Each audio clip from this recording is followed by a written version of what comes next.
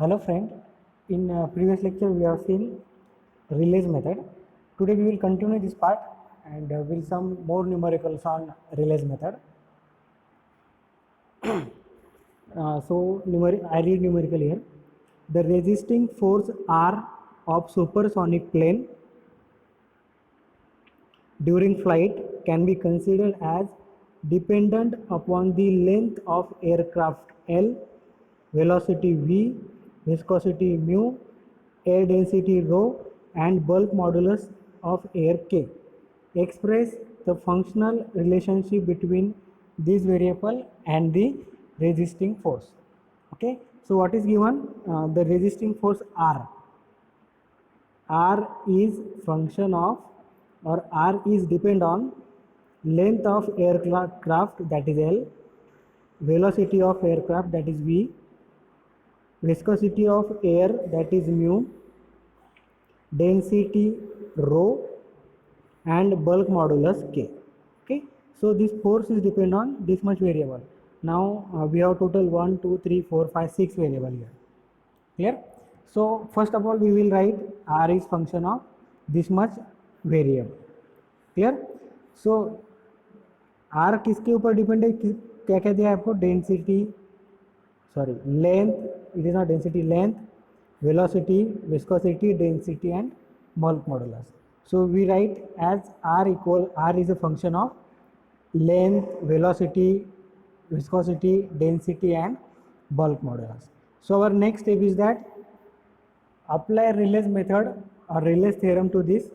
So we will get R equals to some constant. अब यहाँ पर कंफ्यूज मत हो, कांस्टेंट को हम सपोज के यहाँ पर ए लिखा है क्योंकि हमारे पास बल्क मॉडुलस भी है, तो के बीच में कंफ्यूजन ना हो, इसीलिए हम क्या करेंगे, यहाँ पर कांस्टेंट की जगह कांस्टेंट को ए से रिप्रेजेंट करेंगे. क्लियर? सो हमारे पास कितने वेरिएबल है? एल.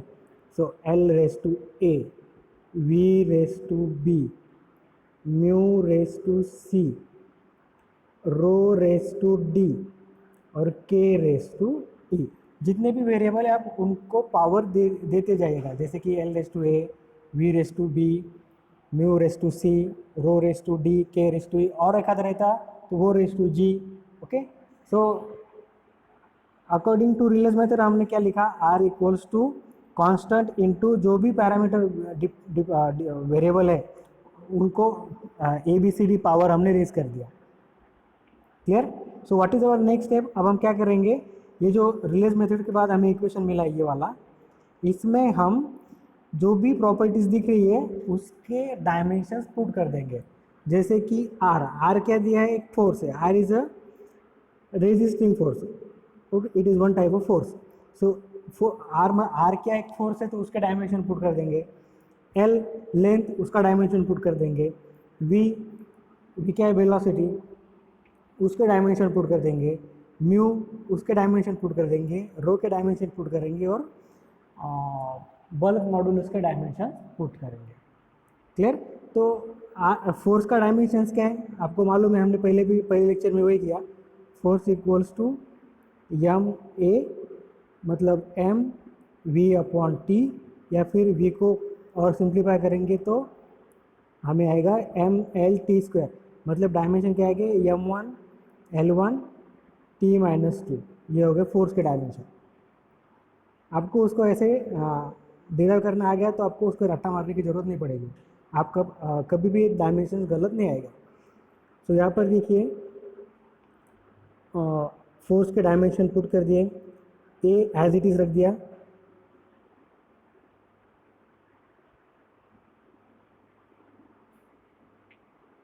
एल के डायमेंशंस क्या है?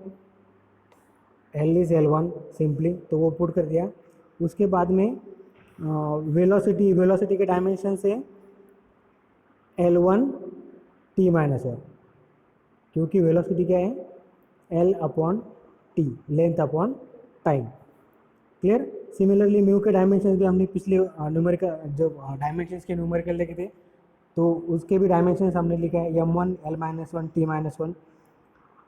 उसके बाद रो का dimension M L minus three, और K bulk modulus bulk modulus का डायमेंशन ML-1 T-2। क्लियर? तो ये डायमेंशंस पुट कर दिया और उसके ऊपर जो उनके power A B C D E। Okay, हमने क्या किया, इस इक्वेशन में सिर्फ जो भी फिजिकल क्वांटिटीज आपको दिख रही है उसके हमने डायमेंशंस पुट कर दिए। और यही इंपॉर्टेंट पार्ट है मतलब अगर आपको डायमेंशंस पता है तभी आप आगे जा सकते हो, अगर आपको डायमेंशंस पता नहीं है प्रॉपर्टीज़ के तो आप आगे नहीं जा सकते हो। इसीलिए वो डायमेंशंस वाला पार्ट बहुत ही इंपॉर्टेंट था। मतलब आपको किसी भी क्वांटिटी के डायमेंशंस डिराइव करते आना चाहिए, तो उसके लिए आपको उस क्वांटिटी की डेफिनेशन मालूम चाहिए। क्लियर? तो हमने यहाँ पर डायमेंशंस पुट कर दिए। अब हम इसको क्या करेंगे, इसके बाद हम जो भी L वाले पार्ट है वो साइड में रखें, साथ में लिखेंगे, M वाले पार्ट साइड में लिखेंगे और T वाले पार्ट साइड में लिखेंगे। अब मैं देखता हूँ, आप मेरे को सिंप्लीफाई करता हूँ इस पार्ट को। अब देखिए L ये वाला पार्ट, उसके बाद में यहाँ पर देखो L T-B, पावर का पावर में सिंपली उसको मल्टीप्लिकेशन कर दिया। इसके बाद यहाँ पर देखिए इसका क्या आएगा, M1C L -C T-C। Okay, मतलब जैसे x⁻²�3, तो ये क्या हो जाता है x⁻2 × 3 6, इसका मल्टीप्लिकेशन होता है। सिमिलरली मैं मल्टीप्लिकेशन कर रहा हूँ पावर के उसके पावर के साथ। ओके, अब यहाँ पर देखो इसको हम लिख सकते हैं M⁻D L⁻−3D, और यहाँ पर देखो M⁻E L⁻−E T⁻−2E। ओके, अब हम इसमें से मास की टर्म साथ में लिखेंगे।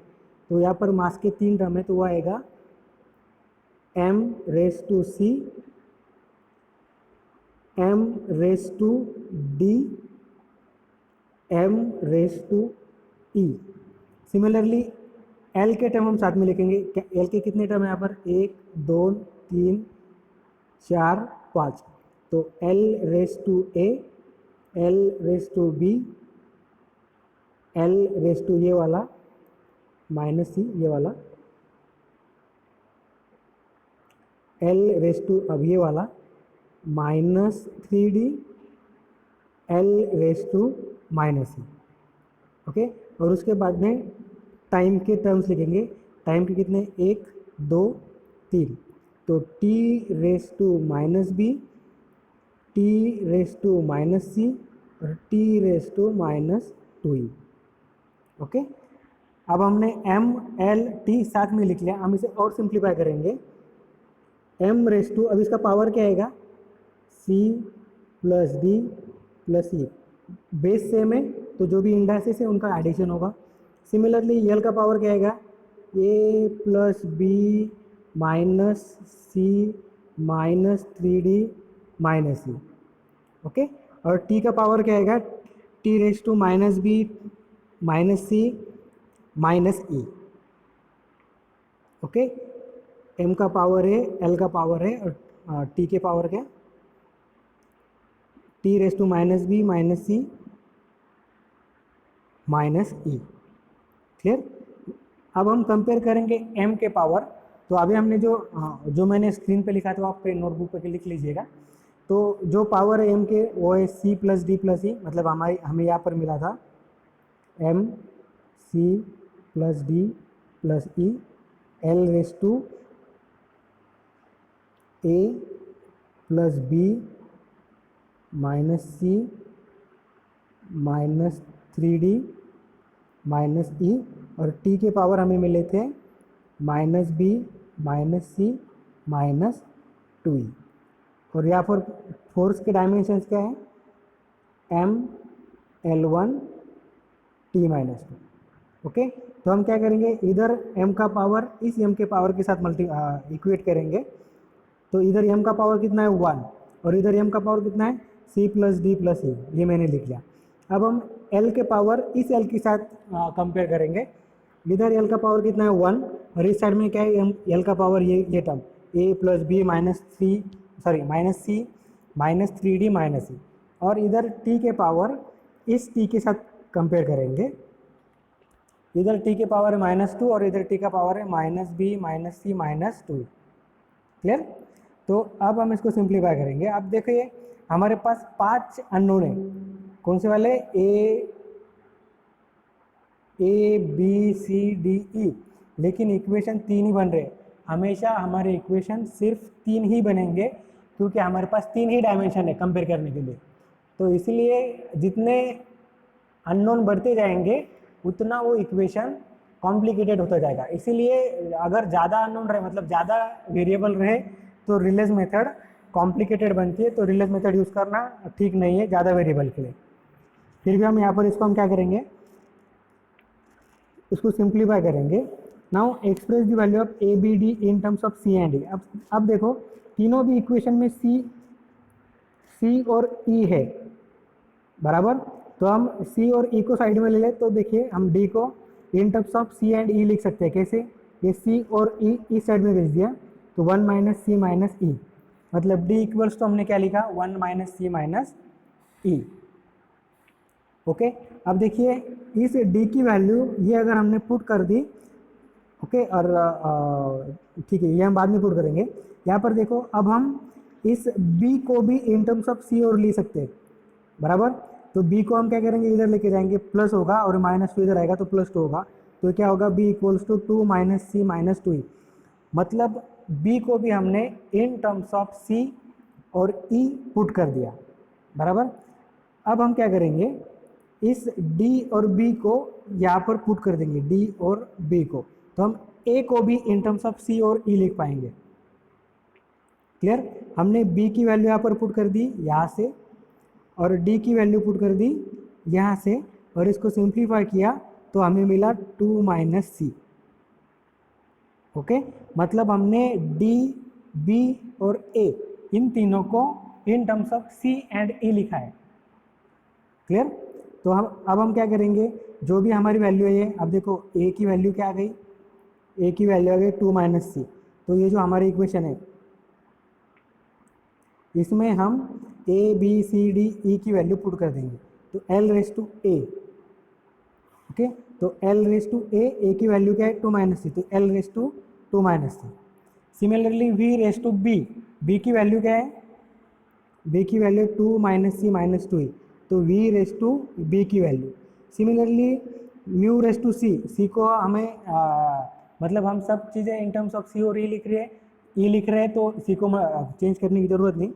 Mu raise to rho raise to D की वैल्यू हमारी आ गई है, तो ये rho raise to D 1 minus C minus E, और K की वैल्यू, मतलब जो भी मिलेगा हमें इन टर्म्स ऑफ C और A मिलेगा। तो नेक्स्ट स्टेप में हम क्या करेंगे, इसको सिंप्लीफाई करेंगे। तो L रेस टू, अब यहाँ पर देखो L raise to 2 minus C को हम अलग करेंगे, तो ये आएगा L रेस टू 2 V और L raise to C minus C. यहाँ पर मैं थोड़ा सा लिख के बताता आपको। देखिए ये वाली चीज़ मैं एक्सप्लेन कर रहा हूँ। तो इसको हम क्या लिख सकते हैं? L raise to 2 L raise to minus C. Similarly V को हम क्या लिख सकते हैं? V raise to 2 V raise to minus C V raise to minus 2e। Similarly mu को as it is C, rho को हम लिख सकते हैं rho raise to 1 rho raise to minus C rho raise to minus E और K raise to E। Okay, हमने क्या किया, ये सभी इंडाइसेस को सेपरेट कर दिया। अब हम क्या करेंगे, अब देखो L raise to 2 V raise to 2 rho raise to 1, इनको सब पास में लेंगे हम, तो ये क्या आएगा? L raise to 2 V raise to 2 rho raise to 1। अब जो C वाले टर्म्स है वो उसको हम साथ साथ में लिखेंगे। अब C वाले कौन से? L raise to minus C V raise to minus C rho raise to minus C, तो ये आएगा L raise to minus C V raise to minus C rho raise to minus C. अब E वाले term हम साथ में लिखेंगे। E वाली कौन सी है? ये टर्म और ये वाली टर्म। क्लियर? और ये वाली भी है रो रेस टू ई, तो ये क्या आएगी? V raise to minus 2e rho raise to minus E K raise to ई। हमने क्या किया, सी पावर वाले साथ में लिख दिए, ई पावर वाले साथ में लिख दिए, ये वाला। क्लियर? वही पर ये इस लाइन में वही किया है। क्लियर? तो अब देखिए इन सब के पावर सेम है तो इसको हम ऐसा लिख सकते हैं, एल म्यू रेस टू सी,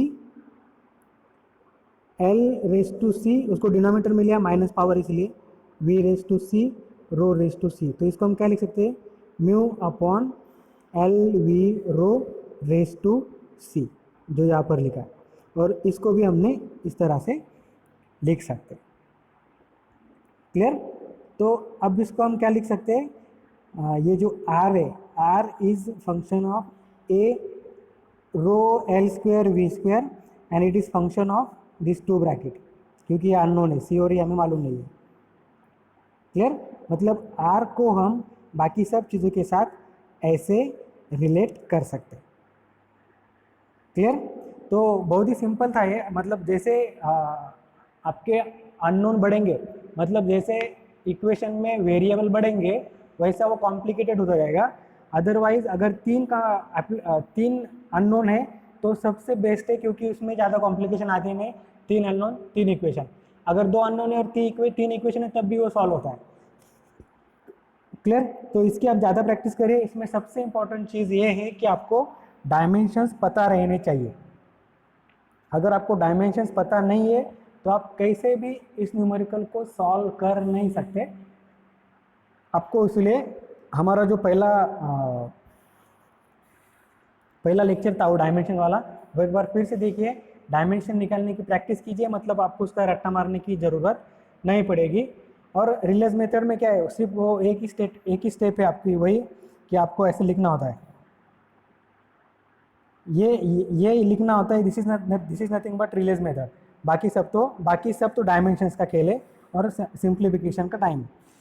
आपको सिर्फ ये लिखना है और उसके डायमेंशंस पुट करके ए बी सी डी ई की वैल्यू निकालनी है और फिर ए बी सी डी की वैल्यू पुट करनी है, आपका न्यूमेरिकल हो गया। तो उसके लिए आपको लगेंगे डायमेंशन। तो डायमेंशंस की आप ज़्यादा से ज़्यादा प्रैक्टिस कीजिए। ये बहुत ही सिंपल है, इसमें आपको कोई फार्मूला याद रखने की ज़रूरत नहीं है। बाकी सब अगर आप न्यूमेरिकल कंपेयर करोगे इससे, बाकी चैप्टर के न्यूमेरिकल इससे कंपेयर करोगे तो ये बहुत ही मतलब इसमें ज़्यादा वेरिएशन नहीं है, ज़्यादा डेप्थ नहीं है, तो आप इजीली ये प्रॉब्लम सॉल्व कर सकते हैं। कभी कभी ये प्रॉब्लम 12 मार्क को भी आते हैं, तो उस हिसाब से भी आप प्रिपेयर कर सकते हो। अगर आपको कुछ डाउट है तो आप मुझे अपना डाउट पूछ सकते हो। Thank you.